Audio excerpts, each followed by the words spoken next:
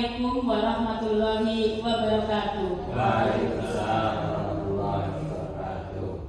Alhamdulillahirabbil alamin. Assalatu wassalamu ala asrofil anbiya'i wal mursalin wa ala alihi wa sahbihi ajmain. Amma ba'du.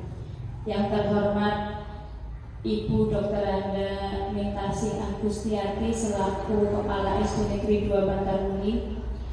Yang terhormat Bapak Ibu guru yang ada di ruangan ini.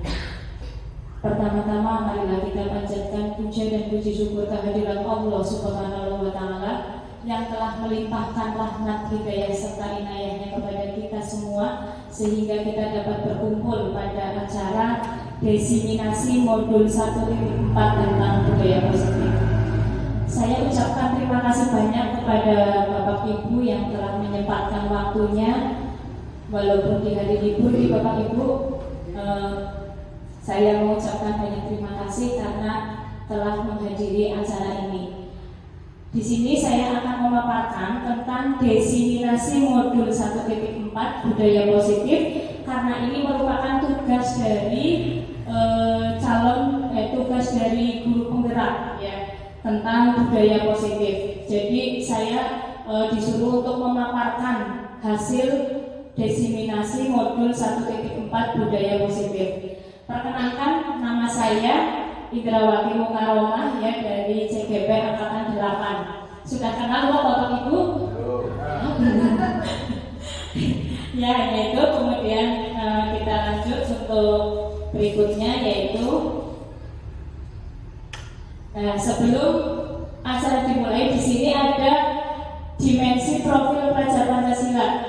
Mungkin untuk yang guru kelas 1 dan guru kelas 4 itu sudah melaksanakan dimensi profil pelajar Pancasila. Sudah tahu belum Bu? Belum. Sekarang coba bersama-sama, yuk. Dengan gerakannya ya. Seperti ini contohnya.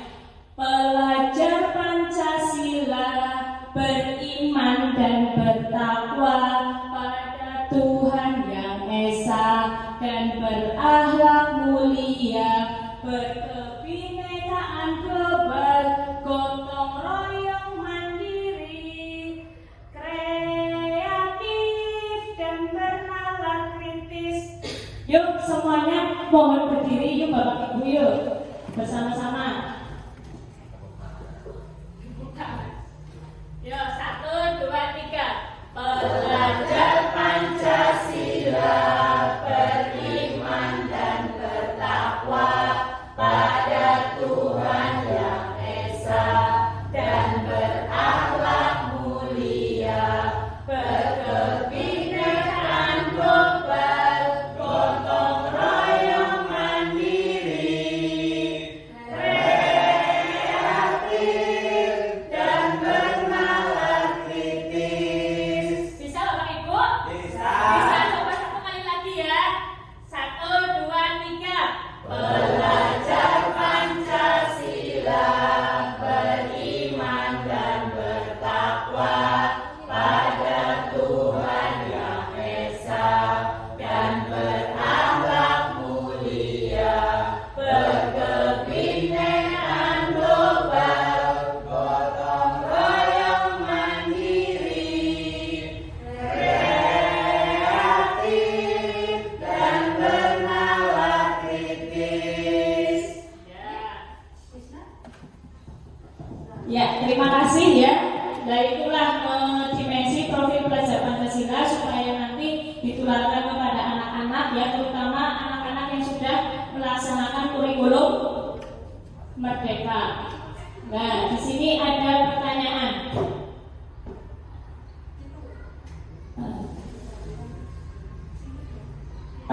Pernyataan di sini nanti Bapak Ibu menyatakan setuju atau tidak setuju seperti itu ya.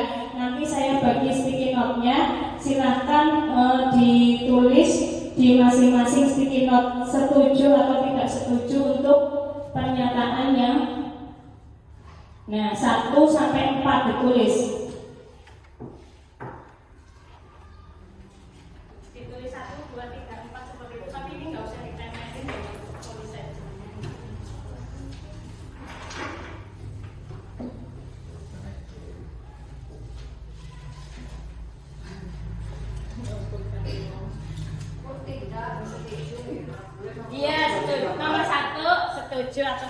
nomor 2 setuju atau tidak seperti itu? Ya.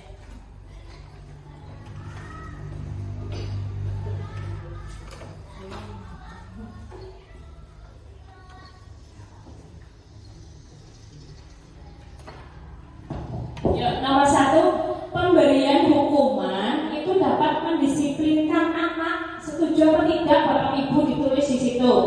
Terus yang kedua, hukuman positif seperti membaca dan membersihkan kelas itu juga dapat membentuk kedisiplinan anak apa tidak? Ya, setuju atau tidak? Terus yang ketiga, adanya peraturan kelas atau peraturan sekolah menjadikan anak lebih disiplin. Setuju atau tidak? Yang keempat, pemberian penghargaan atau hadiah dapat meningkatkan motivasi belajar anak. Setuju atau tidak? Sudah Bu Rumi? Ya, coba dibaca untuk nomor 1 Bu Rumi. Pemberian hukuman dapat mendisiplinkan anak. Tidak setuju. Tidak setuju. Nomor 2 Bu Mana. Hukuman positif seperti membaca dan membersihkan kelas dapat membentuk kedisiplinan anak. Setuju. Setuju. Terus nomor 3, Adanya peraturan kelas atau sekolah menjadikan anak lebih disiplin. setuju.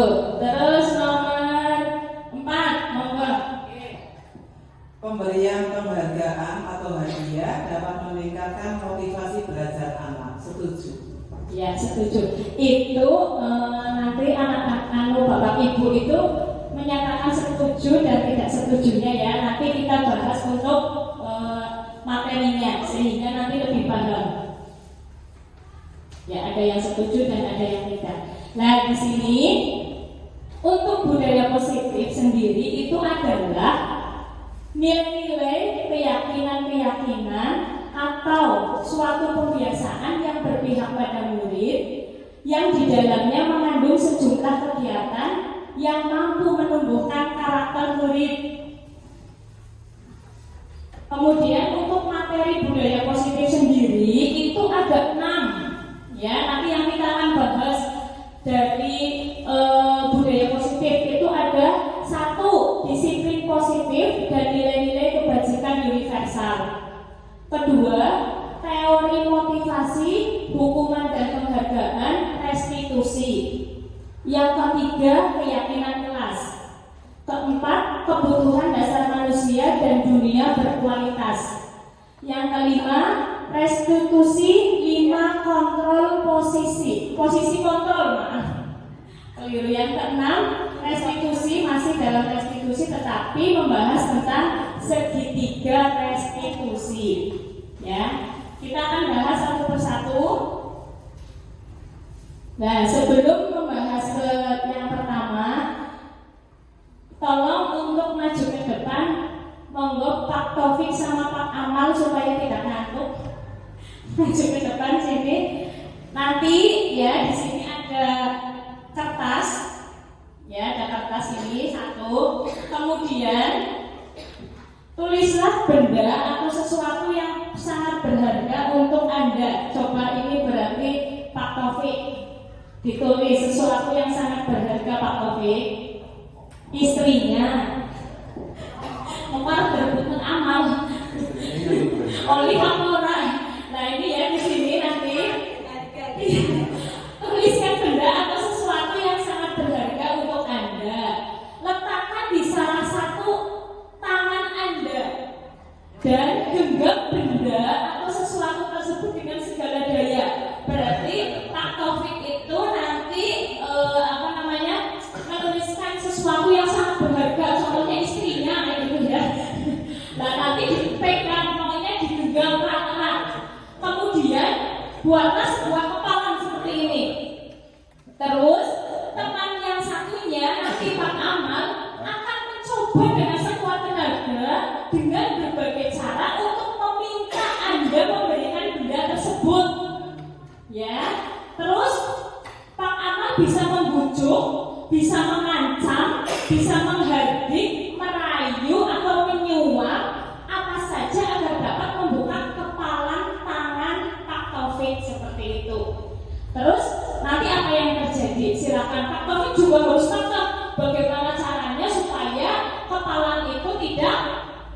diberikan sama Pak Amal seperti itu.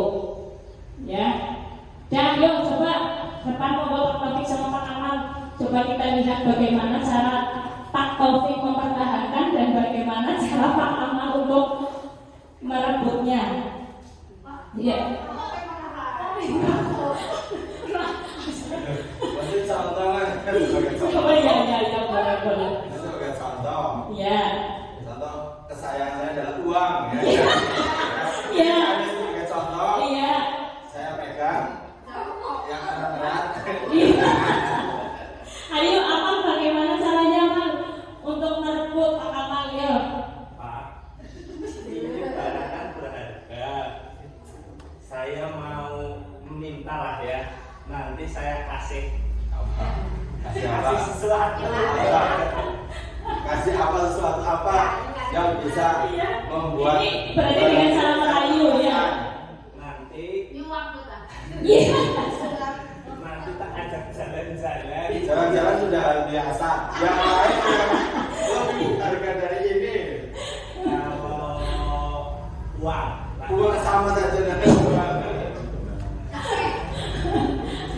Ayo sudah banyak ya.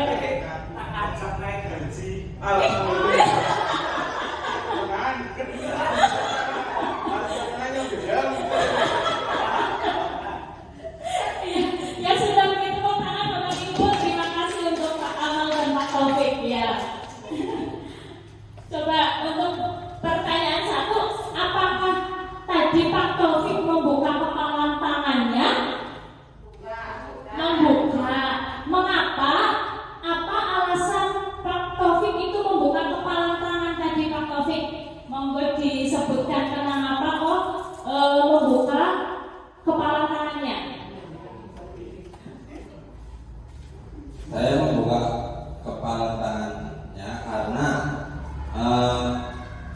hadiah yang diberikan kepada saya itu lebih lebih besar dari harga itu. Jadi saya berani membuka kepala yang saya pertahankan itu. Terima kasih. Oh, iya. Terima kasih Pak Taufik, itu alasannya ya kenapa kok Pak Taufik sampai membuka kepalan tangan padahal benda itu sangat berharga. Ternyata alasan membukanya itu karena diiming-imingi atau diberi penghargaan atau hadiah itu berupa nilainya lebih dari yang dipegang, seperti itu alasannya Pak Taufik. Terus apakah Anda menutup kepalan tangan? Apakah Pak Taufik tadi menutup kepalan tangannya sebelum tadi memberikan kepalan tangannya? Apakah tadi menutup kepalan tangannya? Iya. Alasannya apa tadi? Kenapa Pak Taufik menutup kepalan tangannya? Ya Pak Taufik lagi coba. Sebelum dikasihkan, kenapa tadi mau mempertahankan? Ya karena barang itu adalah barang kesayangan yang saya miliki, jadi saya masih pertahankan. Karena ada iming-imingan yang lebih menarik, jadi saya lepaskan. Seperti itu. Oh iya, ya. Beri aplaus untuk Pak Taufik dan Pak Amal. Ya, terima kasih. Nah, dalam kegiatan ini ya, sesungguhnya siapa yang memegang kendali atau kontrol untuk membuka atau menutup kepalan tangan tadi siapa? Pak Taufik ini. Pak Taufik. Nah, di sini kita akan membahas untuk yang pertama ya, itu ada hubungannya dengan tadi kepalan tangan, tentang disiplin positif dan nilai-nilai kebajikan universal. Di sini menurut psikiater dan pendidik Dr. William Glasser dalam kontrol teori yang kemudian hari berkembang dan dinamakan choice theory. Benar apa tidak Mbak Ari saya bacanya? Karena bahasa Inggris. Choice theory meluruskan beberapa miskonsepsi tentang makna kontrol. Di sini ada ilustrasi guru mengontrol murid, ada ilusi bahwa kritik dan membuat orang merasa bersalah dapat menguatkan karakter, kemudian ilusi bahwa semua penguatan positif efektif dan bermanfaat, ada juga ilusi bahwa orang dewasa memiliki hak untuk untuk memaksa. Nah itu ya. Jadi pada dasarnya kita tidak dapat memaksakan murid untuk berbuat sesuatu jikalau murid tersebut memilih untuk tidak melakukannya. Ya, jadi kita sebagai pendidik itu tidak boleh memaksa murid kalau misalnya murid itu tidak mau melakukannya seperti itu. Walaupun tampaknya guru sedang mengontrol perilaku murid. Hal demikian terjadi karena murid itu sedang mengizinkan dirinya dikontrol.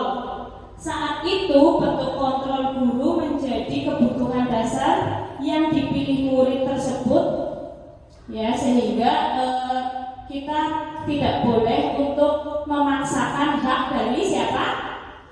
Murid, ya. Ya, kemudian lanjutnya masih tentang disiplin. Bagaimana seseorang bisa berubah dari paradigma stimulus respon kepada pendekatan teori kontrol. Itu menurut Stephen R. Covey mengatakan bahwa bila kita ingin membuat kemajuan perlahan, sedikit-sedikit ubahlah sikap atau perilaku Anda. Namun, bila kita ingin memperbaiki cara-cara utama kita, maka kita perlu mengubah kerangka acuan kita. Ubahlah bagaimana Anda melihat dunia, bagaimana Anda berpikir tentang manusia, ubahlah paradigma Anda, skema pemahaman dan penjelasan aspek-aspek tertentu tentang realitas. Itulah teori dari Stephen R. Covey. Lanjutnya, siapakah sesungguhnya yang memiliki kontrol? Nah, di sini ya, menurut stimulus respon dan menurut teori kontrol. Untuk menurut stimulus respon, kita mencoba mengubah orang agar berpandangan sama dengan kita. Maksudnya murid kita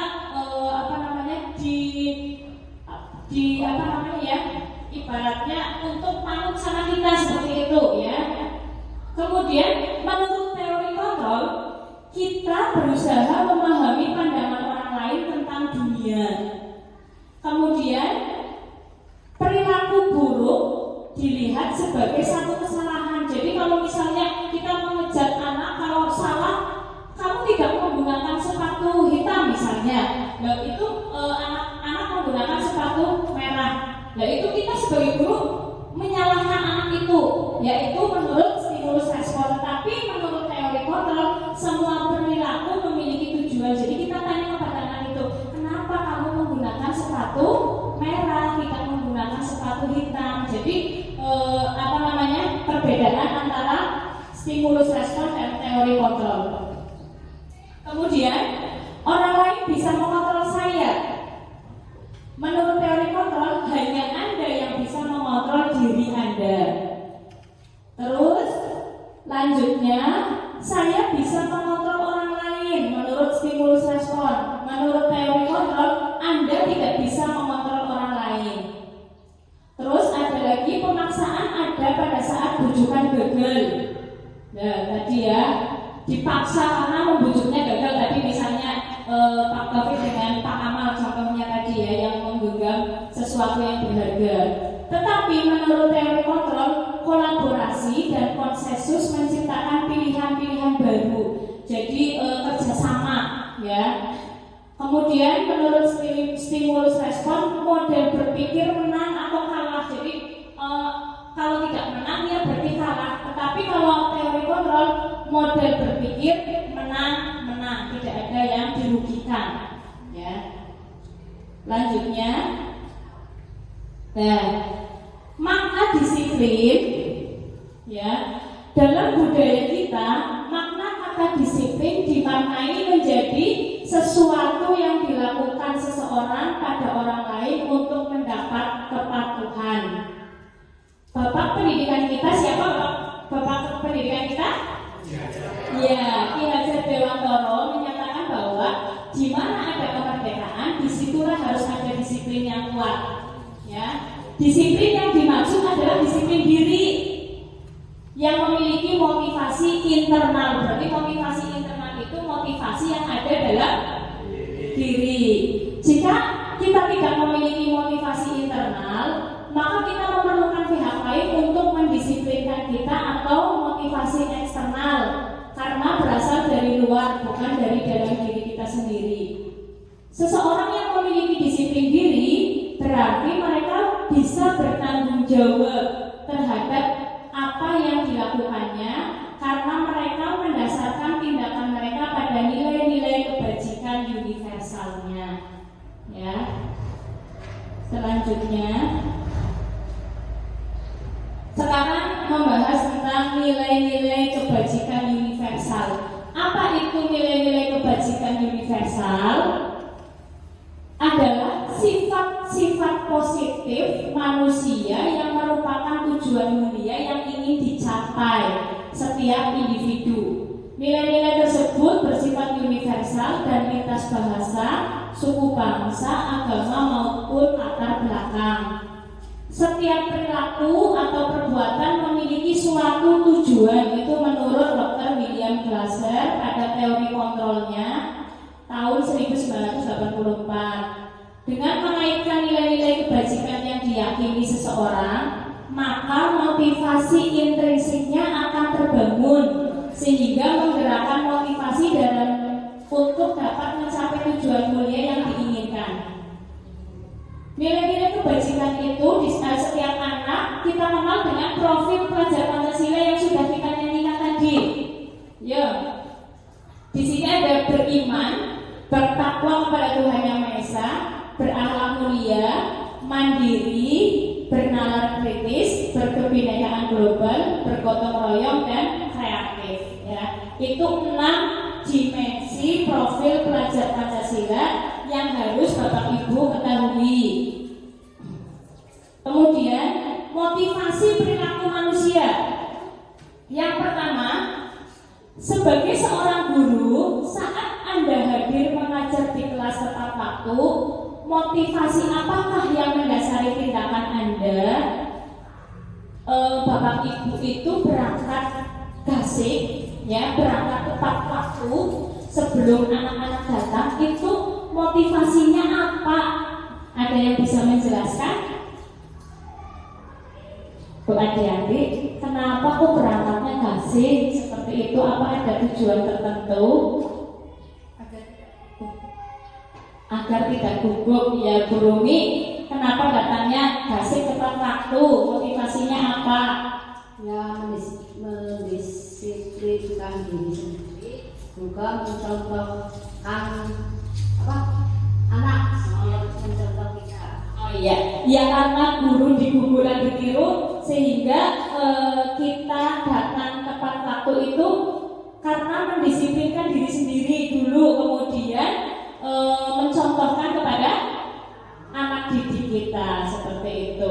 Kemudian yang kedua, bila di sekolah Anda tidak ada peraturan yang mengharuskan guru datang tepat waktu dan tidak ada surat teguran bagi guru yang datang terlambat dan tidak ada atasan yang menguji Anda, apakah Anda akan tetap datang tepat waktu untuk mengajar murid-murid Anda? Bagaimana? Insya Allah iya.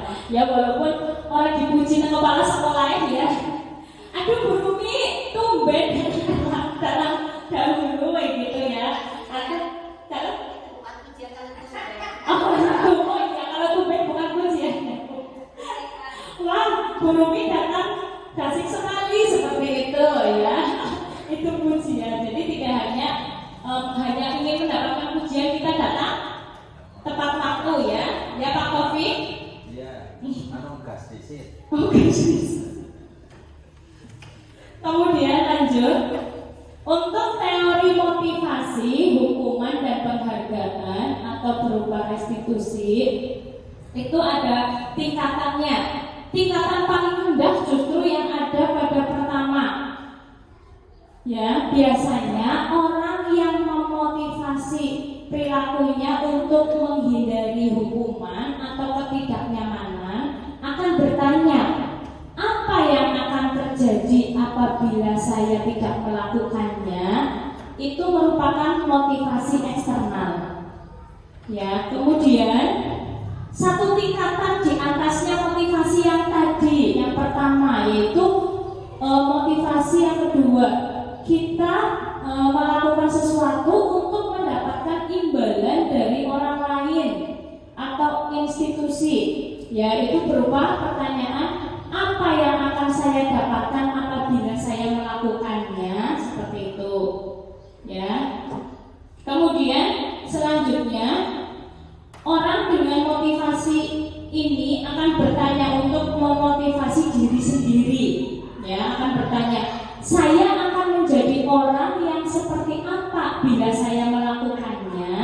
Nah, itu merupakan motivasi internal. Motivasi internal itu motivasi ada pada diri sendiri. Jadi tidak kalau motivasi tadi penghargaan atau hukuman, ya itu ngarep-ngarep yang esok melakukan seperti ini biar saya dapat hadiah misalnya loh, berarti kan bukan dalam diri sendiri. Nanti kalau tidak dapat hadiah, lalu bobot orang hadiah kan jadi seperti itu. Jadi anak mengharapkan, ya itu sebenarnya tidak baik, ya karena itu merupakan motivasi eksternal. Ya, terus menurut Anda dari ketiga jenis motivasi tadi, motivasi manakah yang saat ini paling banyak mendasari perilaku murid-murid Anda di sekolah? Apakah hukuman, apakah penghargaan, atau tadi motivasi diri sendiri? Dalam kenyataan yang ada di kelas kita, motivasi mana? Hukuman. Anak dihukum dan dia anut seperti itu, ya. Padahal itu penerapan yang tidak baik ataupun keliru. Kemudian yang kedua, strategi apa yang selama ini Anda terapkan untuk menanamkan disiplin positif pada murid-murid Anda? Dengan cara apa strateginya tadi? Hukuman. Iya. Bagaimana hasilnya perilaku murid-murid tersebut setelah mendapat hukuman? Terulang lagi, tetap tidak ada perubahan, ya. Besok walaupun sekarang dihukum, esok kita tetap melakukan lagi, ya. Contohnya pada saat upacara bendera setiap hari Senin yang tidak menggunakan atribut lengkap dipisahkan tersendiri. Apakah untuk Senin yang akan datang anak tersebut menggunakan atribut tersebut? Tidak, kenyataannya tetap, malah justru kadang makin banyak, makin bertambah. Jadi tidak memotivasi anak, ya. Kemudian nilai-nilai kebajikan apa yang Anda berusaha tanamkan pada murid-murid Anda di kelas dan di sekolah Anda? Nilai-nilai kebajikannya apa? Supaya tanggung jawab, terus disiplin, tetapi kenyataannya belum dapat melakukannya, ya. Iya, seperti itu. Nah, sekarang perbedaan hukuman dan konsekuensi. Ya, dalam menjalankan peraturan ataupun keyakinan kelas, bila mana ada suatu pelanggaran, tentunya sesuatu harus terjadi. Nah, tindakan terhadap suatu pelanggaran pada umumnya berbentuk hukuman dan konsekuensi. Perbedaan hukuman dan konsekuensi. Kalau hukuman, sesuatu yang menyakitkan harus terjadi. Contohnya, yaitu tadi, ya anak tidak mematuhi peraturan, berarti kan dihukum. Anak merasa sakit atau tidak? Sebenarnya sakit hati. Ya di dalam diri anak tertanam sakit hati. Kemudian kalau konsekuensi sesuatu harus terjadi, jadi anak tahu apabila saya tidak sarapan, berarti konsekuensinya pada saat pelajaran saya tidak. Ya perutnya lapar, saya tidak bisa konsentrasi seperti itu. Jadi anak tahu konsekuensinya. Jadi tidak akan melakukan hal itu lagi. Ya, berarti supaya saya konsentrasi, saya harus sarapan. Itu contohnya. Kemudian membuat anak sakit. Sakit itu baik sakit fisik ataupun sakit hati untuk jangka waktu yang lama. Dia akan termemo di sini, terngiang-ngiang. Aku biyen pas waktu SD saya dihukum sama Pak Guru karena saya tidak memakai dasi, terus saya dihukum di depan. Itu anak termemo Ya itu kalau hukuman. Tetapi kalau konsekuensi membuat anak merasa tidak nyaman dalam waktu jangka pendek saja. Oh ya berarti konsekuensinya seperti ini kalau saya melakukan seperti ini contohnya, ya. Coba Bapak Ibu masih ingat tidak kejadian atau memori Bapak Ibu waktu dulu sekolah? Apa yang masih terngiang saat ini di saat mendapatkan hukuman? Ada apa tidak Bapak Ibu yang pernah mendapatkan hukuman? Ada, sering. Ya coba saya pengen tahu untuk satu persatu ya mengungkapkan coba memo yang teringat bagaimana. Yuk dari Bu Adiati dulu. Disuruh lari keliling lapangan. Waktu kelas berapa itu Bu Adiati? Kelas 3 SMA. Mau 3 SMA. Bagaimana perasaannya waktu itu? Ya nggak suka. Malu apa tidak? Ya malu.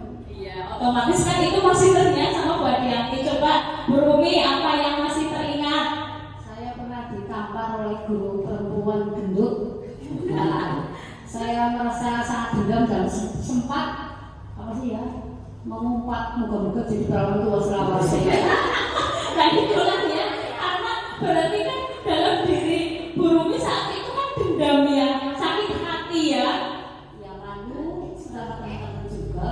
Kesalahannya tidak begitu fatal tapi menamparnya sampai pipinnya keras banget. Oh ya itu ya, berarti nanti kita tidak boleh melakukan itu kepada anak didik kita ya. Untuk Putri ada memori Putri? Oh nggak ada, oh, Putri berarti berjalan terus. Bu Amanah? Oh tidak ada. Bu Ari? Oh tidak ada. Pak Agus? Disuruh push up 10 kali. Disuruh push up 10 kali. Kesalahannya apa waktu itu Pak Agus? Terlambat bermain pas waktu kegiatan. Berarti terlambat masuk gara-garanya. Terus waktu itu bagaimana perasaannya Pak Agus? Ya kalau saya sendiri menyadari bahwa itu adalah kesalahan saya, sehingga konsekuensinya ya kita harus terima. Oh berarti menerima ya dengan lapang dada. Pak Amal ada Pak Amal? Dijewer Bu, Dijewer. Kenapa Pak Amal sampai dijewer? tidak mengerjakan PR. Terus bagaimana rasanya Pak Amal? Sedih. Oh sedih.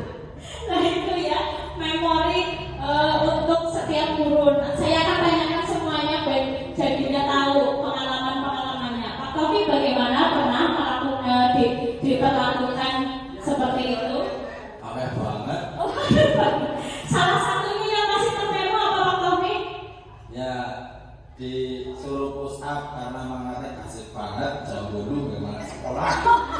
Bagaimana perasaannya Pak Taufik? Ya, perasaannya ya jadi sedih mau terus kebiasaan mah jadinya biasa banget.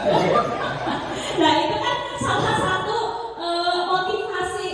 motivasi eksternal berarti itu ya. Berarti bukan tujuannya mendisiplinkan anak, tetapi kenyataannya malah justru anak menjadi biasa ini. Paling nanti suruh push up seperti itu.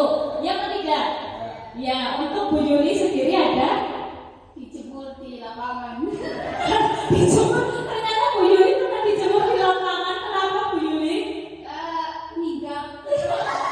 Oh, Bu Yuli pernah minggat. Oh terus bagaimana perasaannya setelah dijemur di terik matahari? Ya. Sedih. Ya nggak sedih sih. Sudah konsekuensinya keluar dari sekolah. Oh berarti sudah menerima dengan lapang dada kalau Bu Yuli ya. Bu Min, ada Bu Min? Tidak ada. Oh tidak ada. Yang tidak ada berarti memang yang lurus-lurus ya. Bukan berarti yang tidak. Lah itu contohnya ya. Jadi hukuman itu membuat kita sakit hati dan tertanam atau teringat sampai sekarang sepanjang hayat berarti kan itu ya. Makanya kita tidak boleh nanti ke anak-anak seperti itu. Kemudian anak membenci kedisiplinan sehingga wah gak akan disiplin-disiplinan teman ya itu. Kemudian kalau konsekuensi anak menghargai disiplin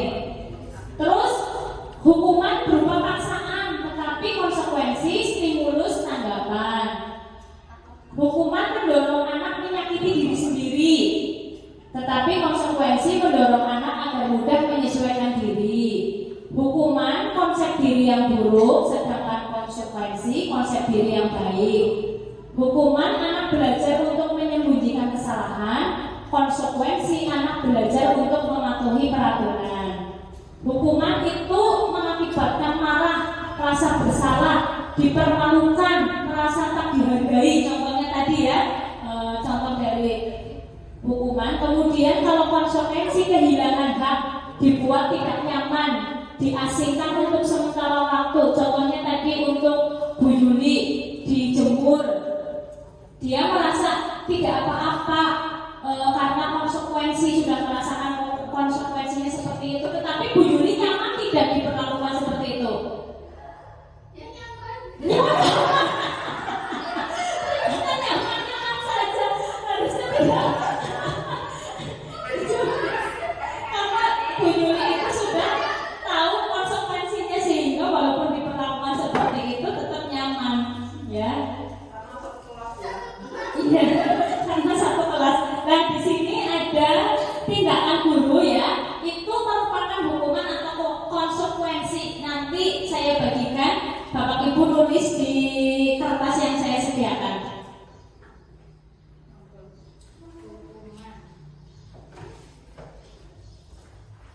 Merupakan hukuman atau konsekuensi.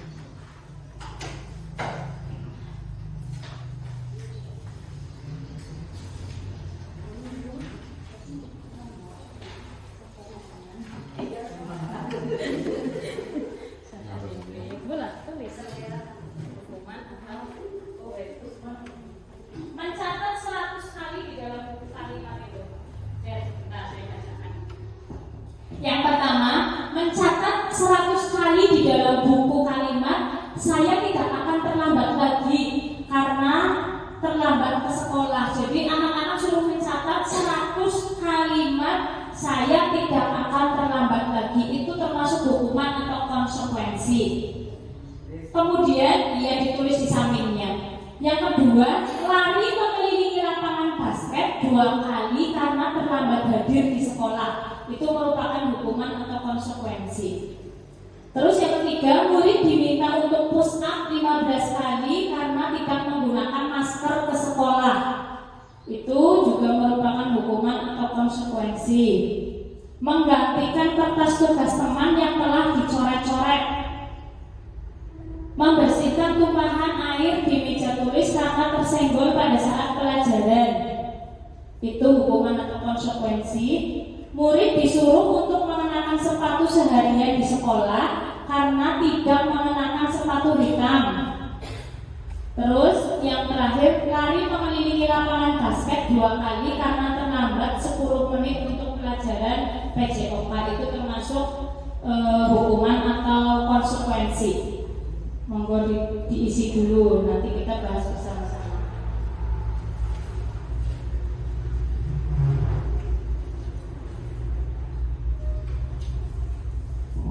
Sudah buat adik? Coba dibacakan untuk nomor 1-nya. Mencatat 100 kali di dalam buku kalimat, saya tidak akan terlambat lagi karena terlambat ke sekolah. Hukuman. Oh, termasuknya hukuman. Setuju Bapak Ibu untuk nomor 1? Setuju hukuman. Terus nomor 2, monggo Bu Rumi. Lari mengelilingi lapangan basket 2 kali karena terlambat hadir di sekolah, hukuman. Ya, nomor 2 pernyataannya hukuman, setuju? Setuju. Nomor 3. Murid diminta untuk push up 15 kali karena tidak menggunakan masker ke sekolah, hukuman. Ya, pernyataan nomor 3 juga setuju atau tidak hukuman? Setuju. Ya, terus nomor 4, monggo Ibu. Menggantikan kertas tugas teman yang telah dicoret-coret, konsekuensi. Iya, konsekuensi untuk menggantikan kertas tugas teman yang dicoret-coret, konsekuensi. Setuju atau tidak? Setuju.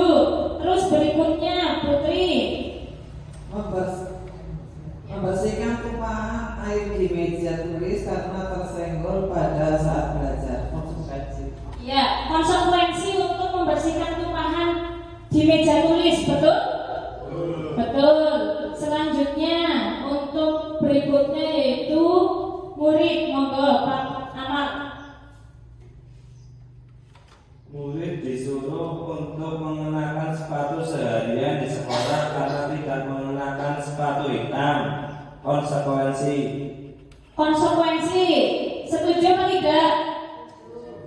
Setuju konsekuensi? Oh, ada yang tidak setuju. Buat hati apa? Merupakan apa? Merupakan hukuman. Kenapa merupakan hukuman? Dia kan tidak mengenakan sepatu hitam terus disuruh. Oh ya, berarti itu merupakan hukuman ya, bukan konsekuensi, tapi karena tidak ada konsekuensinya ya. Kemudian yang terakhir, lari mengelilingi lapangan basket 2 kali karena terlambat 10 menit untuk pelajaran PJOK. Apa itu? Iya, hukuman, betul. Ya, jadi Bapak Ibu sudah bisa membedakan ya antara konsekuensi dan hukuman seperti itu. Nah, tadi ini sudah. Lari mengelilingi lapangan basket terlambat. Ini merupakan konsekuensi di sini. Ya, karena apa? Ya, supaya nanti tidak terlambat, tidak mendapat suruh lari itu berangkatnya lebih.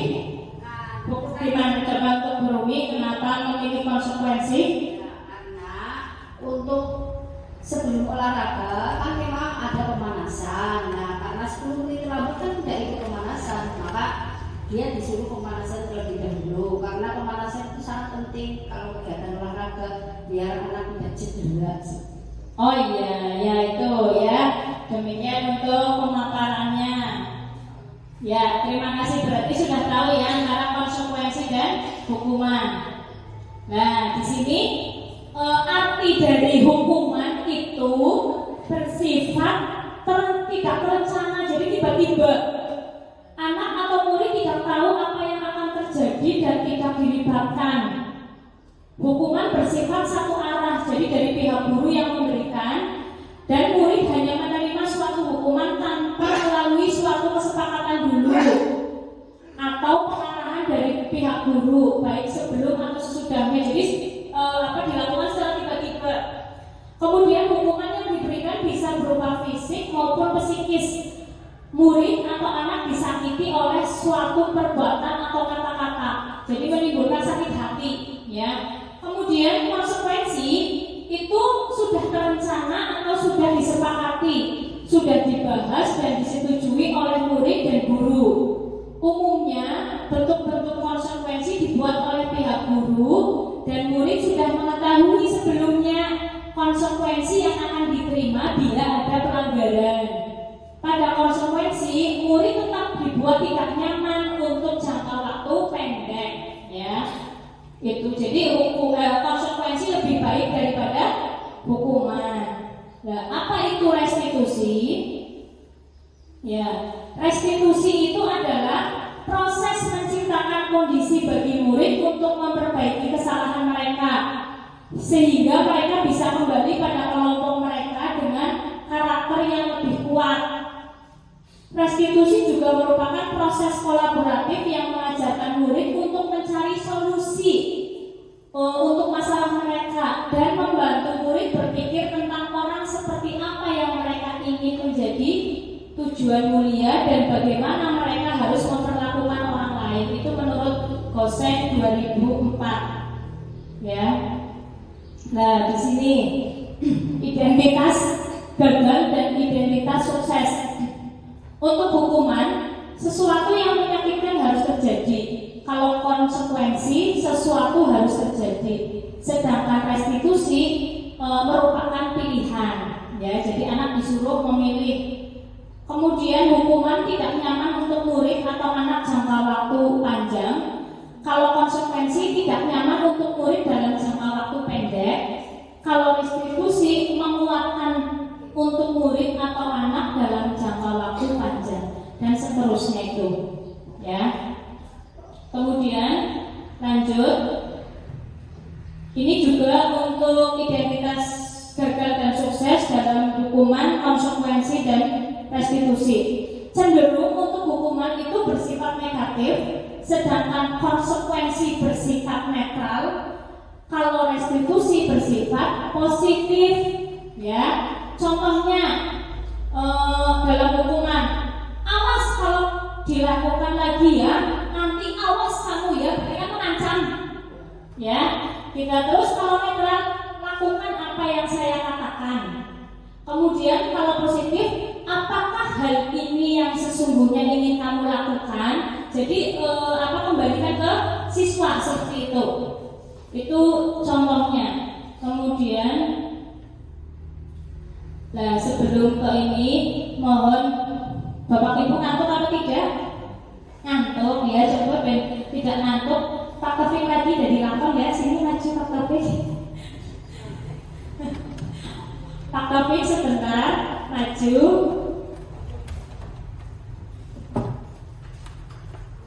Ice breaking sebentar ya. Pak Taufik menyebutkan 1 biru, 2 biru, sampai 10 biru, tapi dengan kata-kata yang cepat. Silahkan Pak Taufik. 1 biru, 2 biru, 3 biru, sampai 10 biru, tapi dengan kata yang cepat. 1 biru sampai 10 biru. Cepat.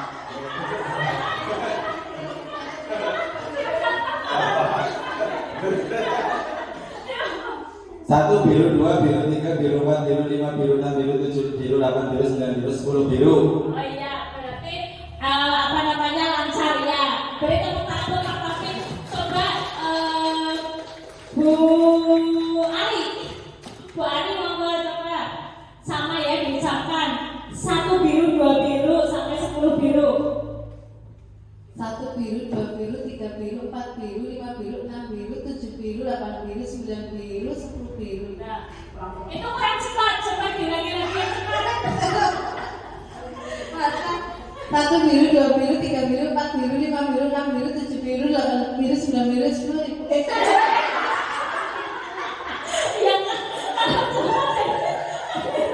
Biru jadi ribu ya.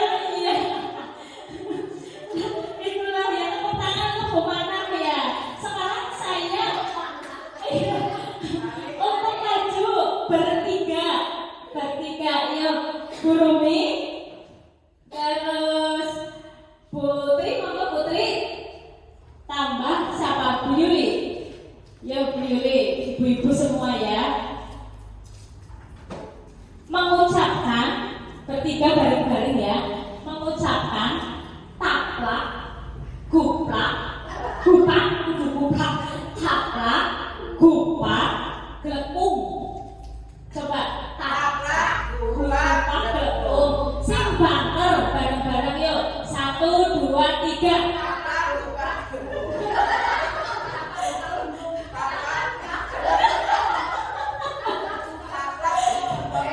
Taplak, gupak, gelepung. Coba bareng-bareng tapi sing banter. 1, 2, 3.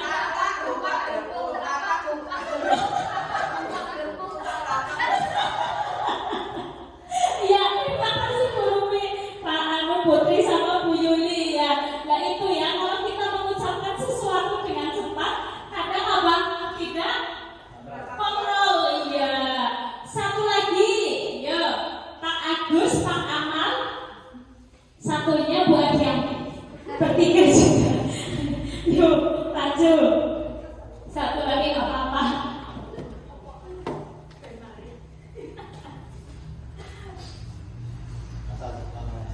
Iya. Mengucapkan lor, lir, kudul, lir. Ya, lor, lir, kudul, lir. Itu bacanya yang cepat juga seperti tadi. Yuk, siap? 1, 2, 3.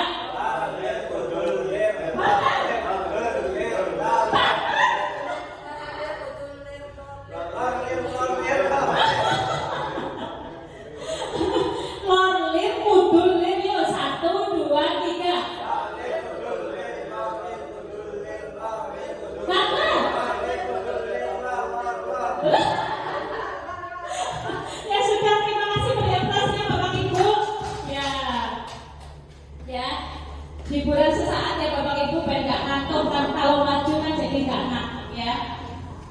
Ya, seperti kita selanjutnya yaitu tentang dihukum oleh penghargaan. Nah, saat kita berulang kali menjanjikan hadiah kepada anak-anak agar berperilaku bertanggung jawab, atau kepada seorang murid agar mempelajari sesuatu yang baru, atau kepada seorang karyawan agar melakukan pekerjaan yang berkualitas, kita sedang berasumsi mereka tidak dapat melakukannya atau mereka tidak akan memilih untuk melakukannya.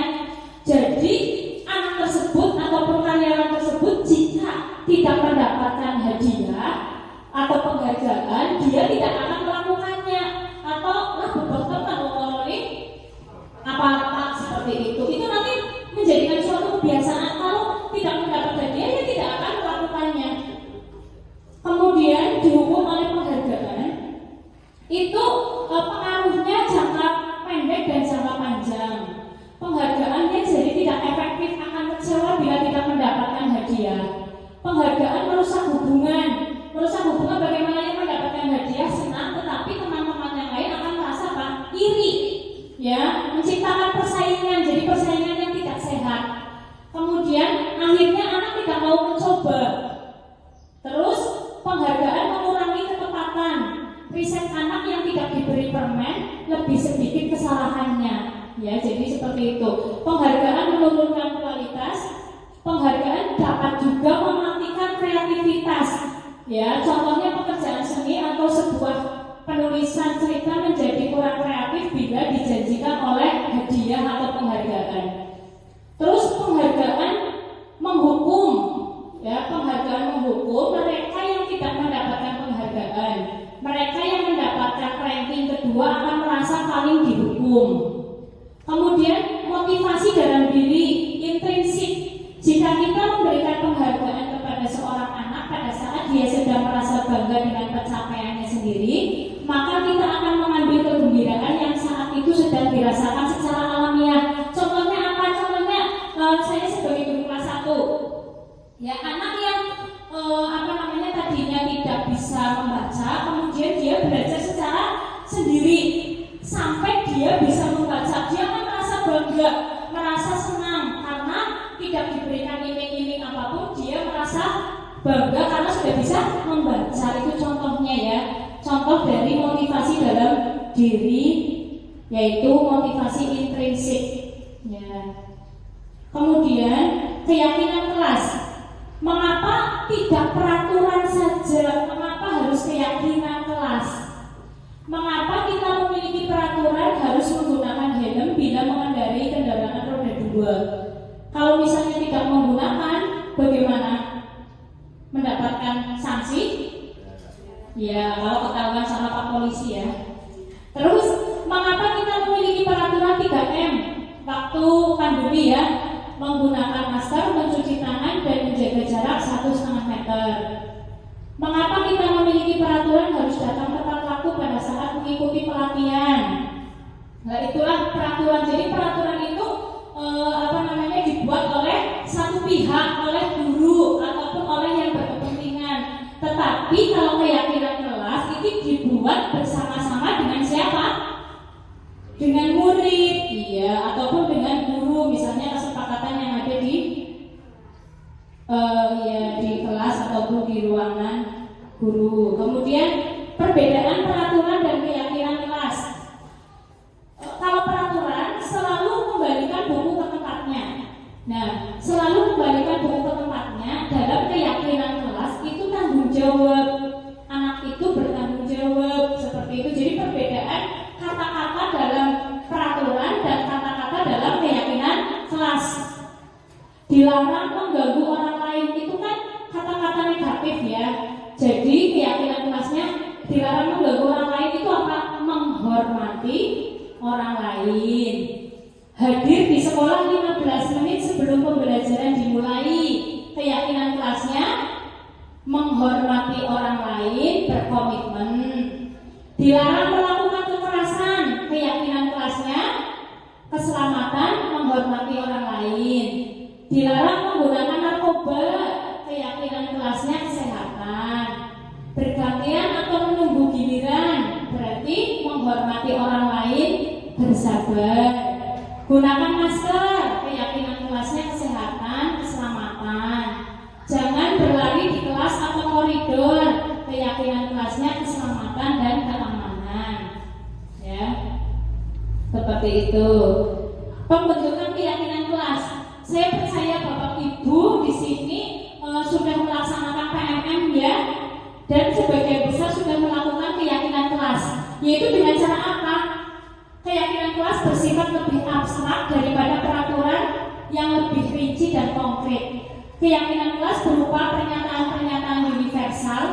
Pernyataan keyakinan kelas senantiasa dibuat dalam bentuk positif. Keyakinan kelas hendaknya tidak terlalu banyak sehingga mudah diingat dan dipahami oleh semua warga kelas. Keyakinan kelas sebaiknya sesuatu yang dapat diterapkan di lingkungan tersebut. Semua warga kelas hendaknya ikut berkontribusi dalam pembuatan keyakinan kelas lewat kegiatan curah pendapat. Terus bersedia meninjau kembali keyakinan kelas dari waktu ke waktu. Jadi bisa berubah-ubah untuk keyakinan kelas ya, sesuai dengan kebutuhan. Nah, ini contoh keyakinan kelas 1. Kemarin juga sudah melaksanakan keyakinan kelasnya. Contoh ini.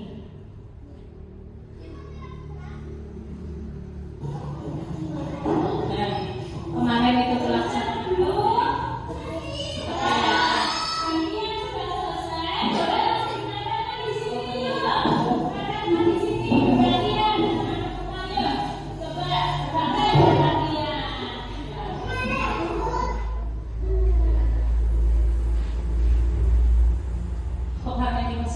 Ternyata tidak bisa itu ya.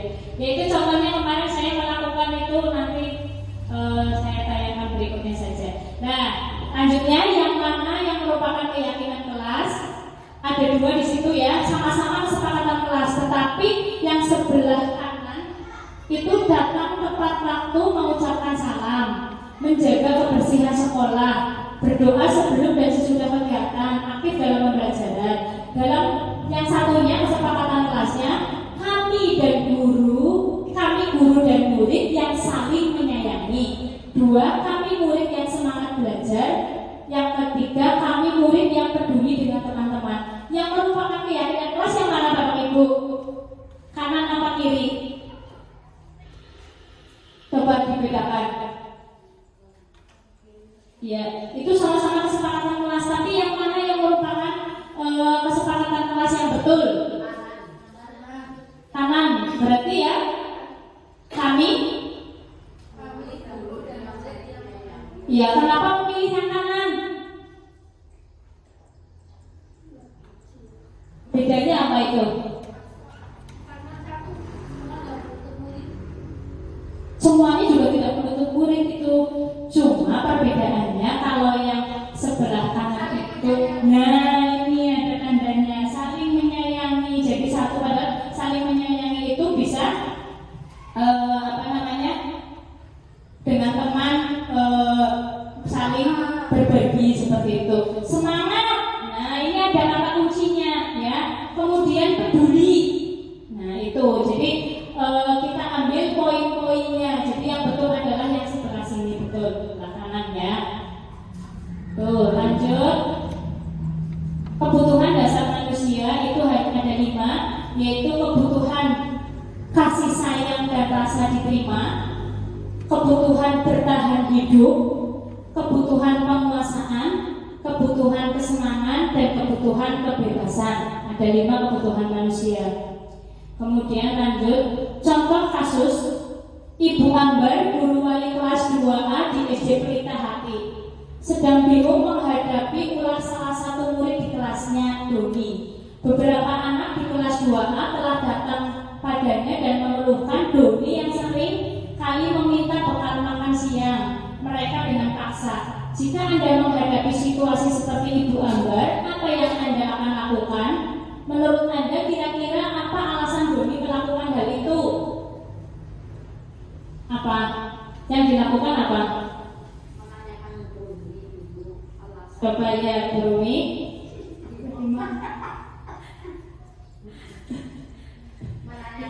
Menggali ditanyakan dulu alasan Bumi kenapa dia itu mengambil makanan anak lain gitu.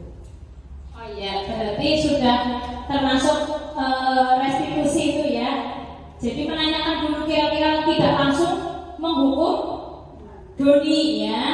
Itu. Nah, di sini ada 5 posisi kontrol.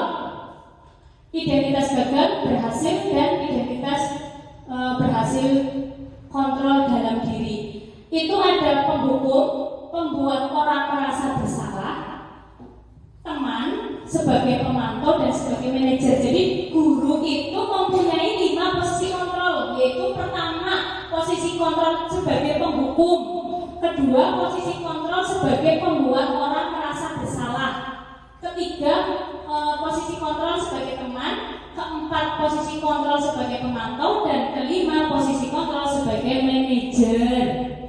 Ya, guru itu yang termasuk yang mana? Nah, di sini saya akan mencontohkan ya, Bapak Ibu silahkan lihat untuk masing-masing. Ini contoh posisi penghukum Bapak Ibu.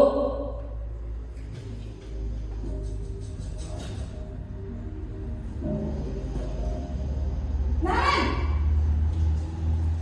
sini kamu. Nanti di sini dicontohkan 5 posisi kontrol ya. Terlambat. Kamu deh pasti terlambat. Maaf Bu, saya Apa? Apa coba? Alasan kamu apa lagi? Kapan sih kamu tidak terlambat?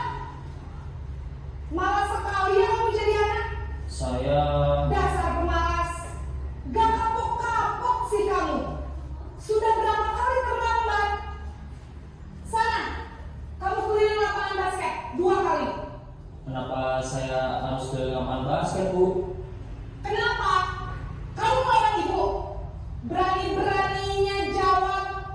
Sudah terlambat, masih berani jawab enggak? Sekarang, keliling lapangan basket 5 kali sekalian. Biar kapok. Cepat.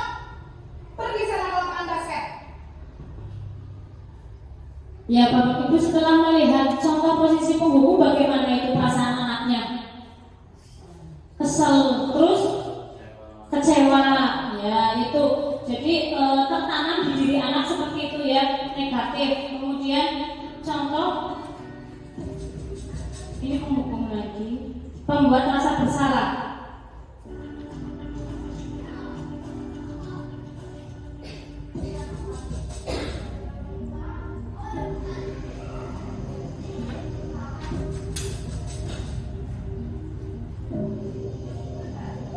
Nan,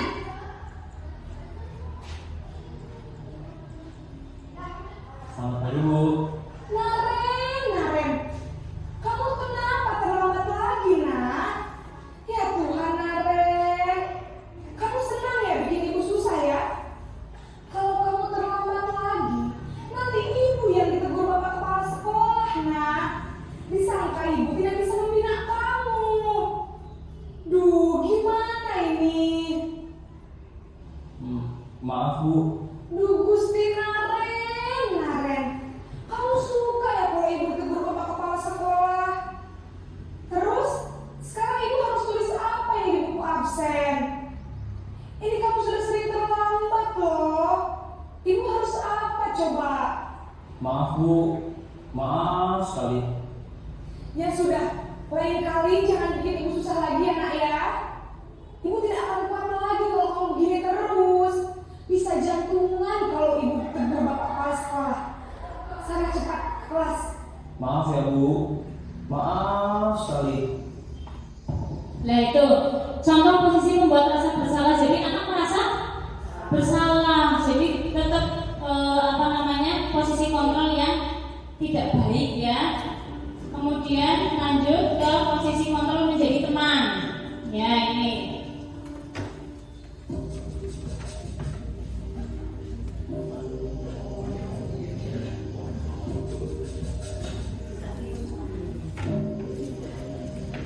Naren,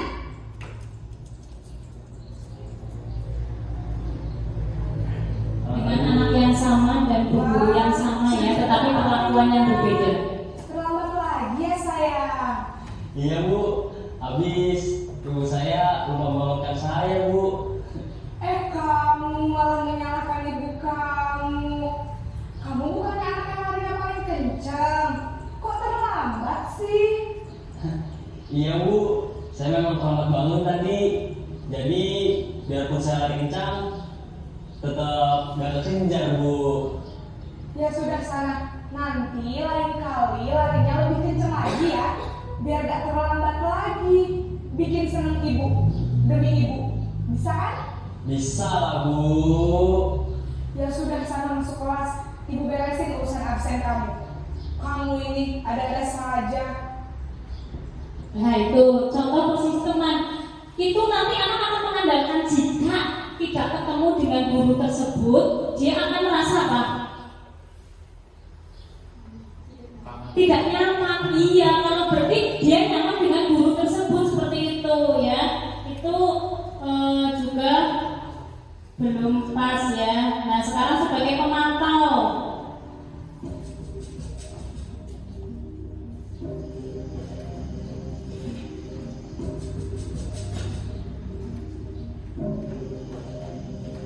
Naren!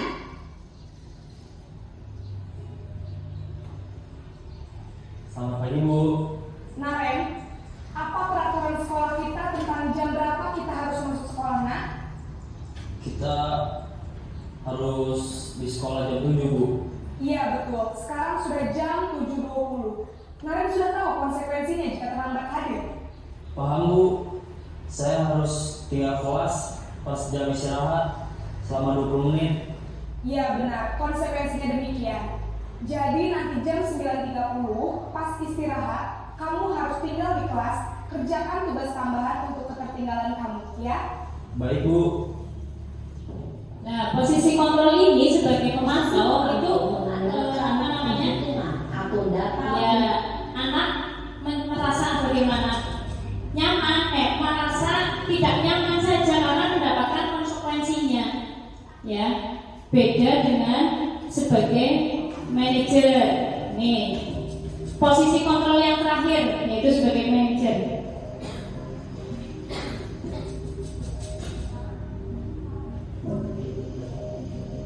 Naren!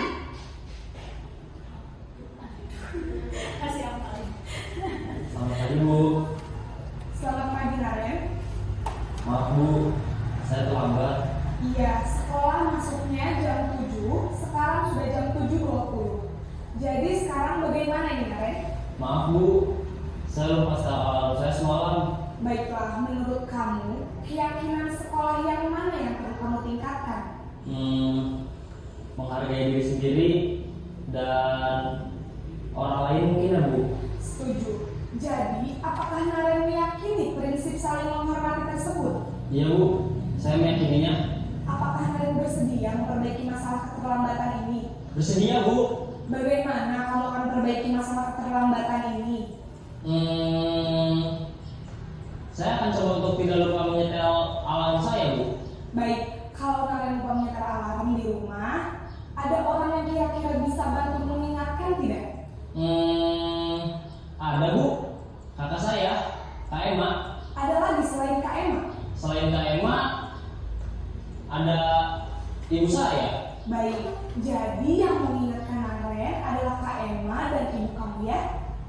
Kira-kira akan menyalakan alarm kapan nih Naren? Setelah pulang sekolah, akan segera saya lakukan. Baik, jadi Naren akan setel alarm untuk bangun besok pagi dan akan diingatkan oleh kakak dan ibunda Naren ya? Ada lagi yang mungkin perlu dilakukan Naren? Agar tidak terlambat bangun lagi.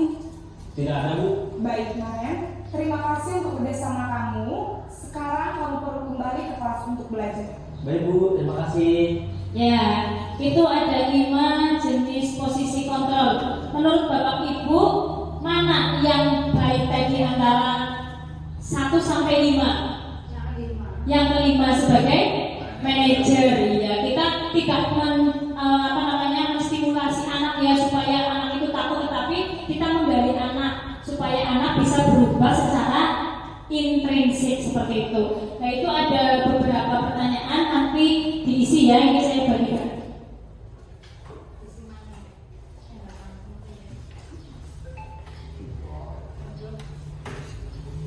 Itu posisi kontrolnya masuk posisi kontrol yang mana dengan kata-kata itu? Kan tadi ada 5 posisi kontrol. Sebagai manajer, rasa bersalah.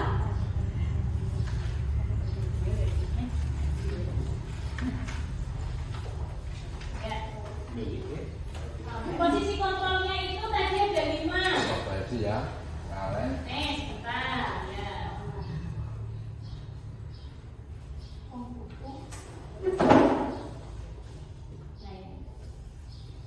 Nah, penghukum, pembuat orang merasa bersalah sebagai teman, sebagai pemantau, dan sebagai manajer.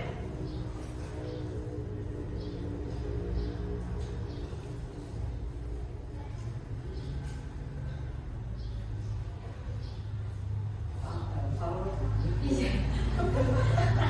Hanya kira-kira saja.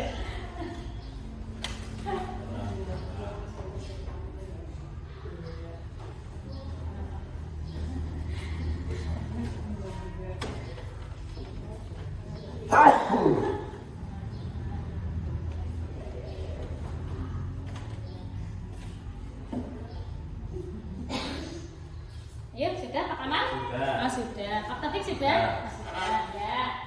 Ya. Sudah semuanya ya? Sekarang kita bahas.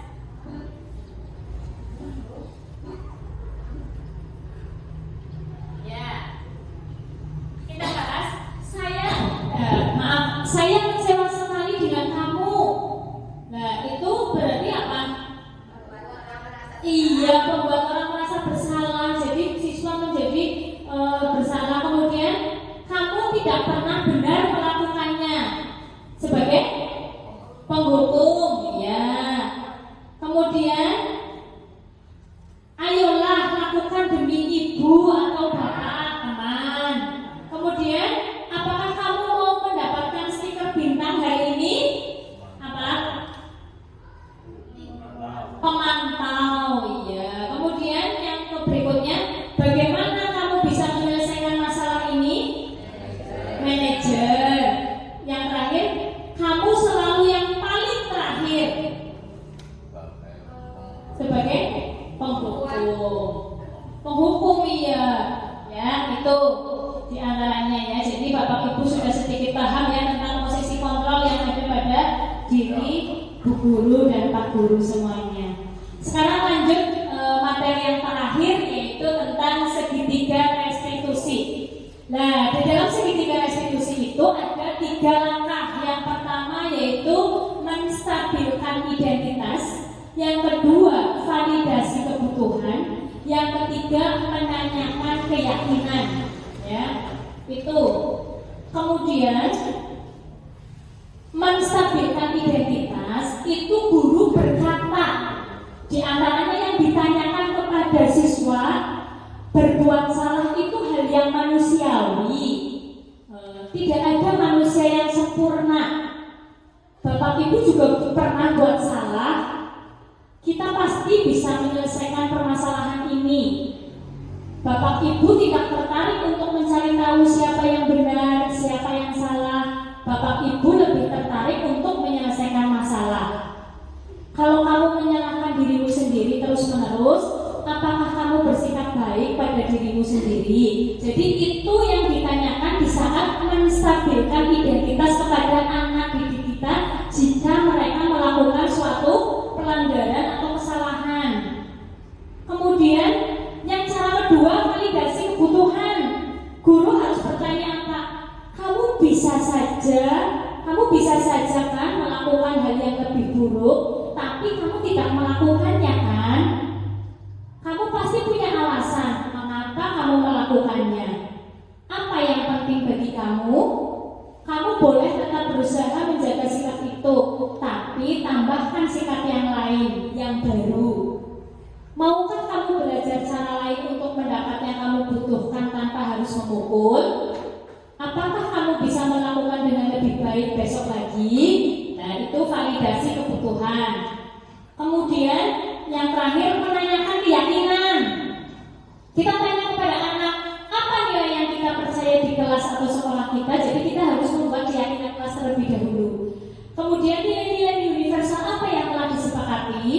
Kelas yang ideal itu seperti apa sih? Kamu ingin jadi anak seperti apa? Apa yang kamu rasakan ketika kamu melakukan itu? Kamu menjadi orang yang seperti apa? Nah itu ya. Contohnya ini saya sudah melakukan kemarin kegiatan segitiga restitusi di kelas saya. Assalamualaikum warahmatullahi wabarakatuh. Di sini saya akan memaparkan tentang demonstrasi kontekstual penerapan segitiga restitusi modul 1.4 tentang budaya positif. Perkenalkan saya Indra Wakin Karama, SPP Angkatan 8 pengajar praktik di Universitas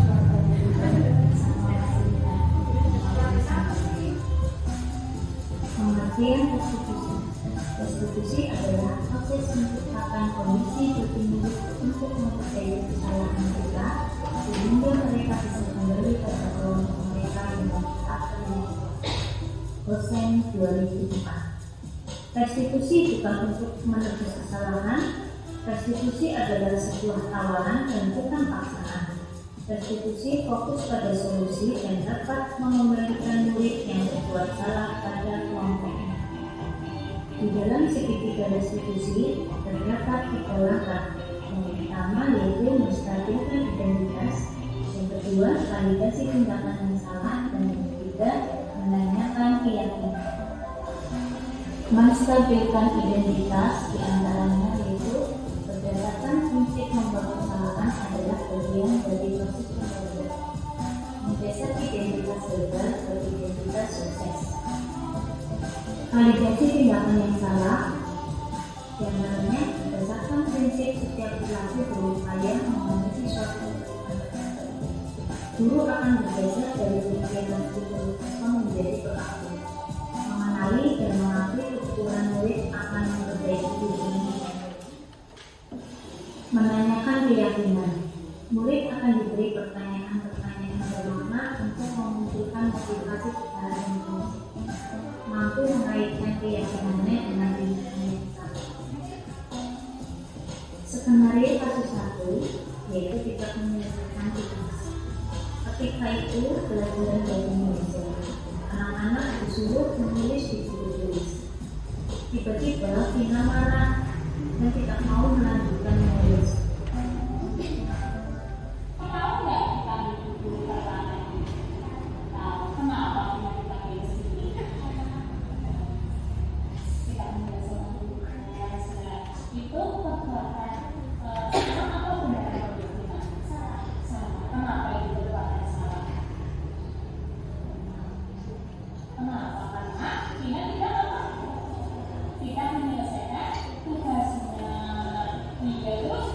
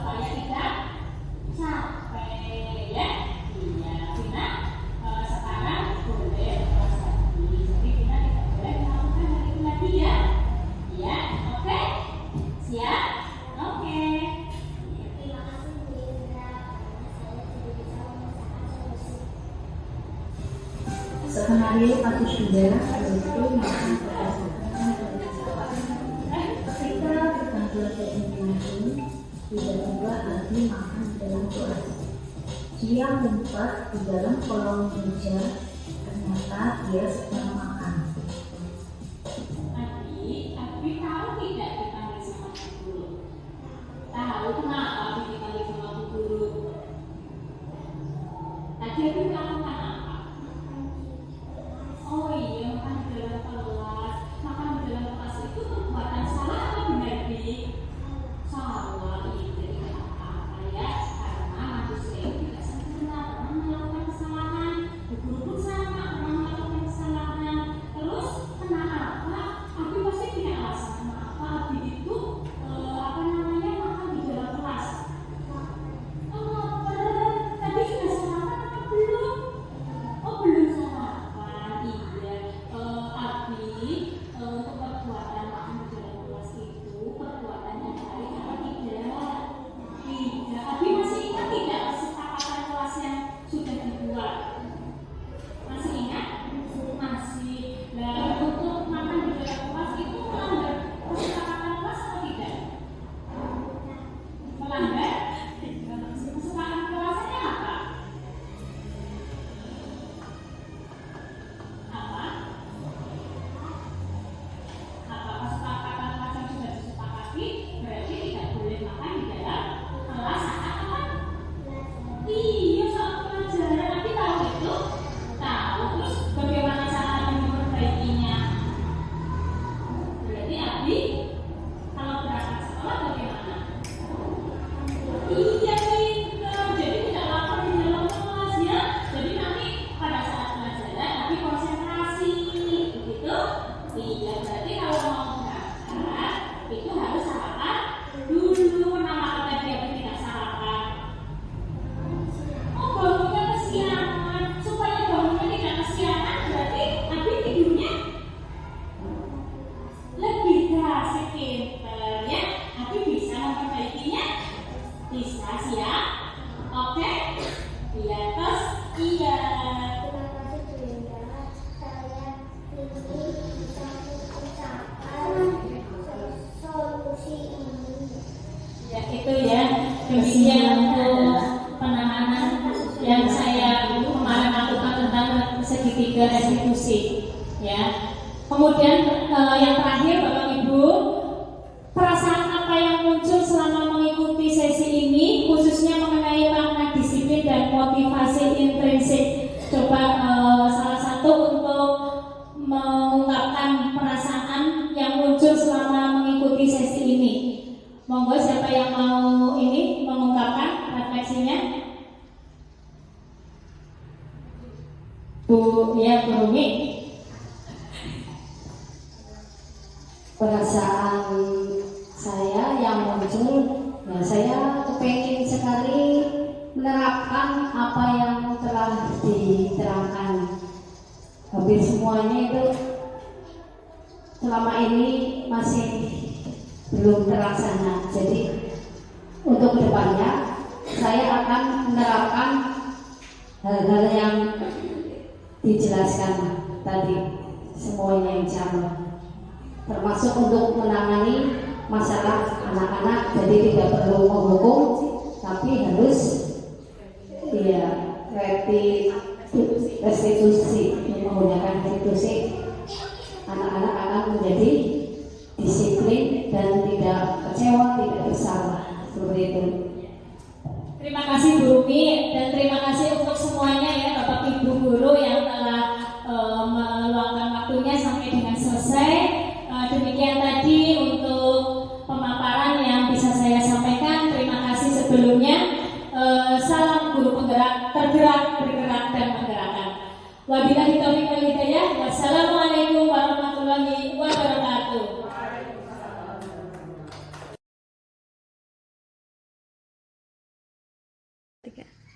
Assalamualaikum warahmatullahi wabarakatuh. Bapak Ibu yang saya hormati, pada kesempatan ini saya selaku kepala sekolah SD Negeri 2 Bantarmuni yang telah mengikuti sesi diseminasi dari Bu Indrawati Mukaromah selaku calon guru penggerak angkatan 8. Saya akan memberikan sedikit pesan atau kesan pada kegiatan kali ini, yaitu yang pertama bahwa apa yang sudah dilaksanakan oleh Bu Indrawati dalam diseminasi kali ini adalah saya merasa bangga dan terkesan sekali dengan apa yang sudah dipaparkan oleh Bu Indra, di mana dalam diseminasi tersebut telah membuka hati dari teman-teman Bapak Ibu guru di SD Negeri 2 Bantarwuni. Dan harapan saya dari kegiatan ini Bapak Ibu guru di SD Negeri 2 Bantarwuni bisa menerapkan apa yang sudah dipaparkan oleh Bu Indra tadi, terutama adalah memposisikan kita guru sebagai manajer. Itu yang bisa saya sampaikan pada kali ini. Mohon maaf. Assalamualaikum warahmatullahi wabarakatuh. Assalamualaikum warahmatullahi wabarakatuh. Nama saya Ibu Dian. Saya akan mengungkapkan pesan dan kesan terhadap materi yang disampaikan oleh Ibu Indrawati. Kesan saya, materinya sudah sangat bagus dan sangat menginspirasi. Penjelasannya juga sangat jelas sehingga membuat saya tergerak untuk mempraktekannya dalam aksi nyata di kelas saya. Untuk pesannya, semoga Bu Indrawati tetap semangat selalu dan menginspirasi teman-teman. Demikian dari saya. Wassalamualaikum warahmatullahi wabarakatuh. Waalaikumsalam.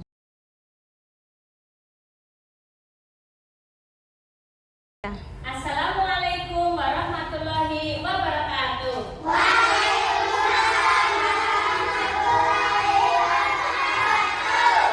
Bagaimana kabarnya anak-anak? Baik, sehat, alhamdulillah.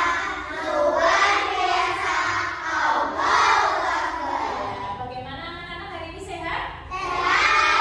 Alhamdulillah. Ya, untuk hari ini kita sebelum mengadakan pembelajaran, kita membuat kesepakatan kelas dulu. Tahu kesepakatan kelas itu apa? Tahu.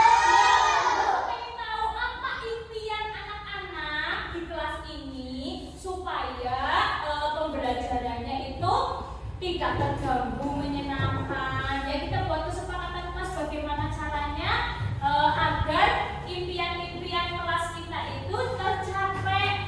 Ya, tahu coba anak-anak siapa yang tahu tentang impian. Kok kepengen kepriwe sih sekolah aneh?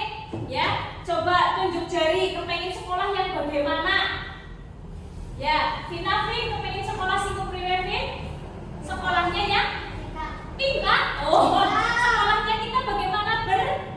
Bersih. Terus apa Mani kepengen sekolah sing kepriwe? Sekolahnya bersih. Terus apa lagi? Bagaimana? Sekolah yang pintar. Oh iya, aku pengen sekolah yang pintar. Terus apa lagi? Belajar ya? Tenang. Iya, pembelajarannya yang tenang, yang rajin. Terus apa lagi? Kalau datang sekolah tepat waktu. Iya. Terus apa lagi? Membuang sampah boleh sembarangan? Iya, membuang sampahnya di mana? Membuang sampah di tempat sampah. Itulah ya harapan-harapan kalian. Nah, nanti Bu Guru berikan ini. Setiap kelompok berbeda-beda ya. Di sini ada berapa kelompok sini? Ada 3 kelompok ya. 3 kelompok. Nanti satu kelompok Bu Guru bagi ini ya. Nanti ditulis impian-impian kamu kepengen sekolah yang bagaimana sih? Ya, kepengen sekolahnya yang tadi bersih. Terus apa lagi tadi? Tepat waktu, disiplin. Terus apa? Menghormati orang lain. Ya, tidak hanya menghormati guru, menghormati teman-teman juga. Terus apa lagi? Apa lagi? Membuang sampah sembarangan.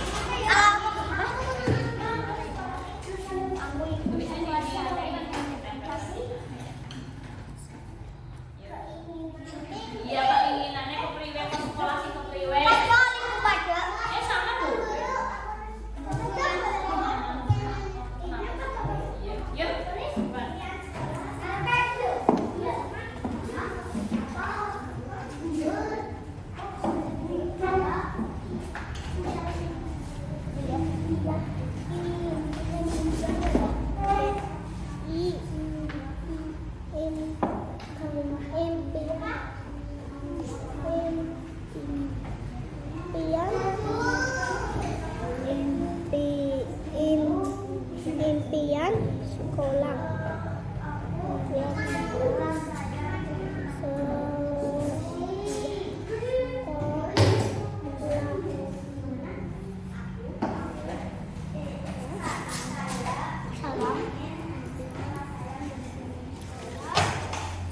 Din, yang mana sih, Din? Ini kebalik apa, Din? Ya orang.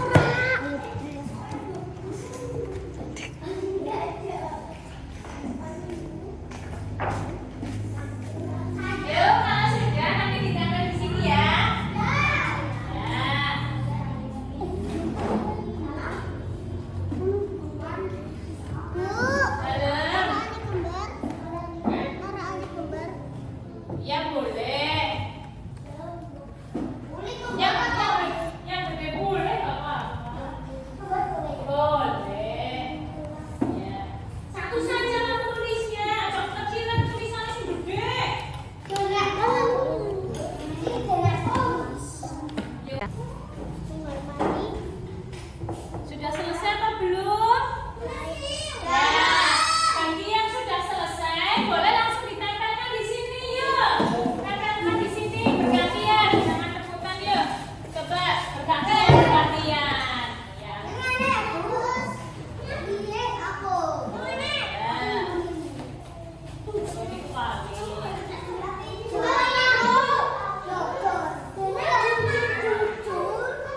Udah yuk, udah duduk. Yang sudah duduk ini ditempelin di sini.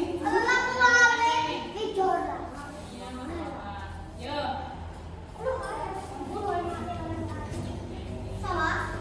Dan yuk, dah duduk, kembali yuk.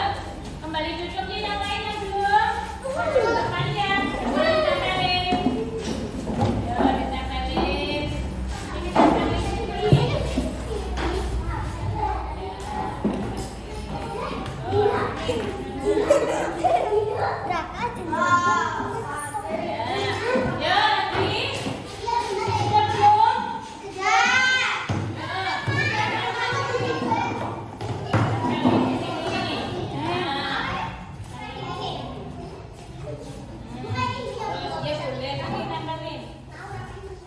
Oke, siap? Ya, duduk dulu. Nah, sudah selesai nih. Nah, kesepakatan kelas yang keinginannya adalah yang jujur. Nah, jujur. Terus lagi. Jujur.